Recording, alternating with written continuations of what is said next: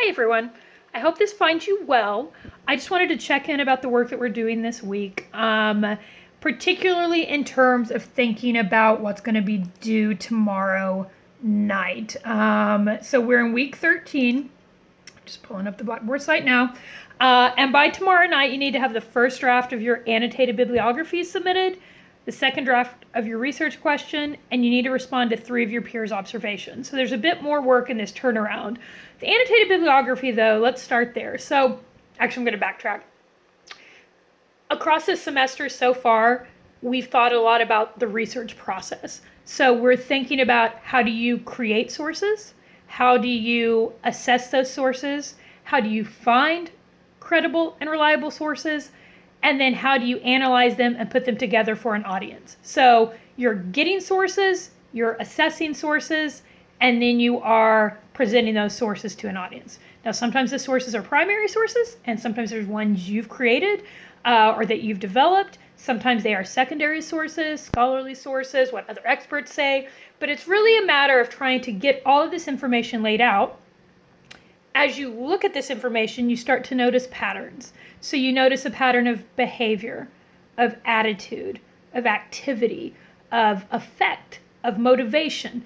Whatever the similar thing is that you've noticed, say, in your interviews, that's what you then want to start to develop across your secondary sources. So, for example, if you notice that football stars or football players or football fans all have something in common, maybe they come from a certain kind of background. Maybe they emphasize a certain kind of characteristic about what's important about football. Maybe it's the teamwork. Maybe it's the sense of community. Maybe it's the kind of belief in yourself. Maybe it's confidence. Maybe it's the violence. Whatever it is, that's your keyword that you're trying to figure out more information about. And that's what should guide you to your secondary sources and your scholarly sources. So for tomorrow, you have to have 2 primary sources and 1 scholarly source. The 2 primary sources could be sources that you yourself have developed. So your interview will count as one of the primary sources. A survey would count as one of the primary sources. And then you need to use those as the kind of jumping off point for looking into the scholarly sources. And so for tomorrow, to make sure you're moving on that path, you need to have 1 scholarly source. So the first draft of the annotated bibliography has those 3 sources. They're all cited in terms of their bibliographic information according to MLA or APA, but it needs to be consistent.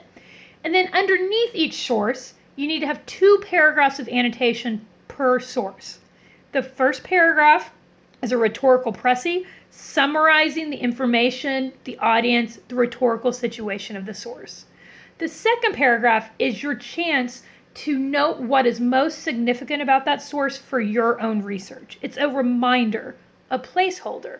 It helps you organize your thoughts and document those thoughts for later use.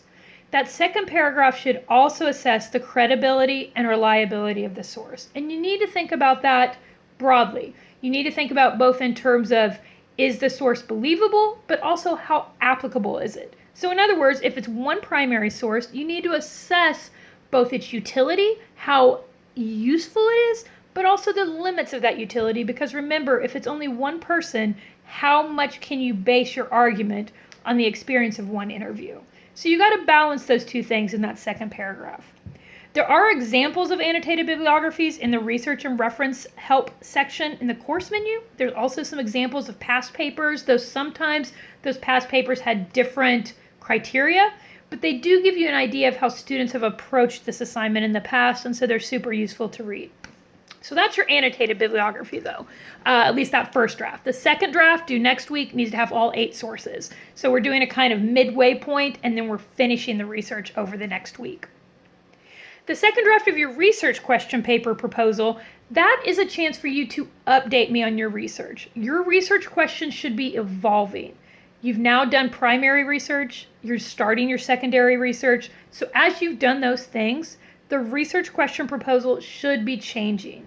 So this draft is not so much improving the first draft as it is moving it forward. That you are updating me on how your research question has evolved. It should be getting more specific, more developed, may change a lot, maybe change a little.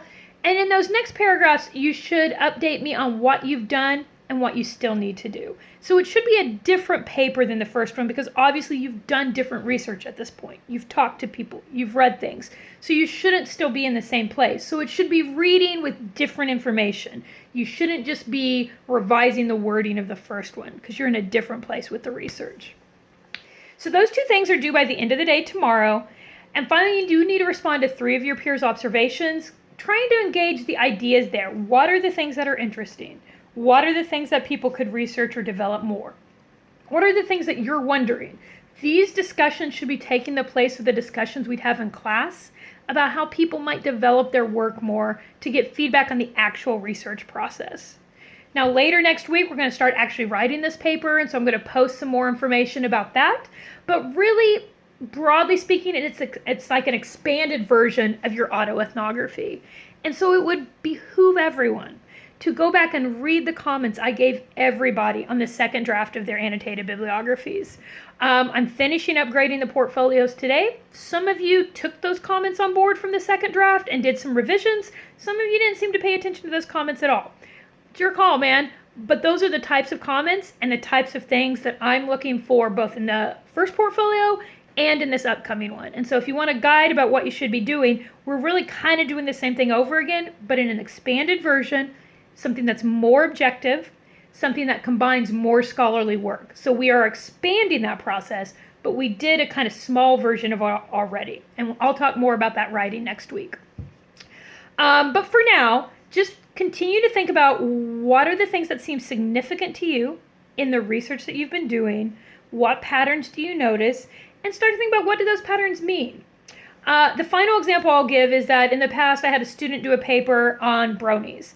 And I may have talked about this in class, but I think it's a good example. So in his brony paper, he noticed, before he even started writing the paper, he noticed that bronies volunteered a lot. That was the pattern he noticed just from his interviews, that they cared a lot about volunteering and giving back to the community. And that's the thing he was curious about. So when he then went to the scholarly sources, he looked up bronies, but he also looked up theories of volunteerism, especially among college students. Like, who volunteers? Why do they volunteer? Is it useful to their future? And so even if the scholarly sources weren't about bronies, they were about volunteerism. They were about the pattern. And so then he was able to take his own research on bronies and combine it with his research on volunteerism and develop his own analysis about what volunteerism in bronies teaches us more generally about the benefits of volunteering, especially in college.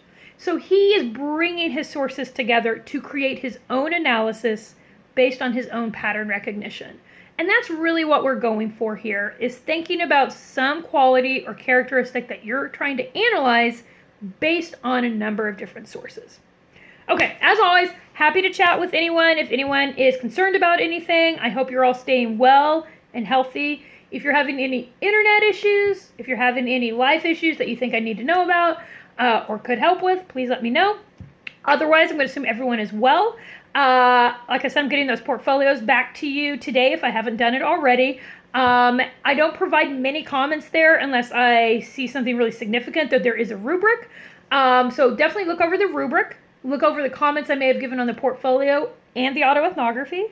And then if you do want to discuss how you can improve, or if you think I've missed something, happy to chat with you. But do make sure you look at things first before reaching out, just to make sure we're on the same page. Because I sometimes get questions about, for instance, why did I lose points on revision and process? And usually it's because you didn't revise, man. Or there wasn't much revision. There's not much revision between the drafts that I'm seeing in my papers that were submitted there. So there's usually a kind of common ground that perhaps we could start with in any kind of conversation we set up. So have a look there. Hope you're doing well. You know, I'm here in my office at home. Haven't really left this house very much. Except to, pop outside, take a walk, make an attempt at jogging. Haven't gone much else. Looks like classes are going to be online this summer, of course. Don't forget to enroll if you're planning on taking classes. You should be enrolling for fall as well. Let me know if you have any questions there. And do read over the syllabus addendum that I added to the syllabus in About the Course if you have any questions about grading or the rest of the semester. Okay. I miss seeing everyone in class. I miss check-in. It's a real bummer. I still had some real good questions coming up. So, oh well. Stay well. Stay safe. Take care.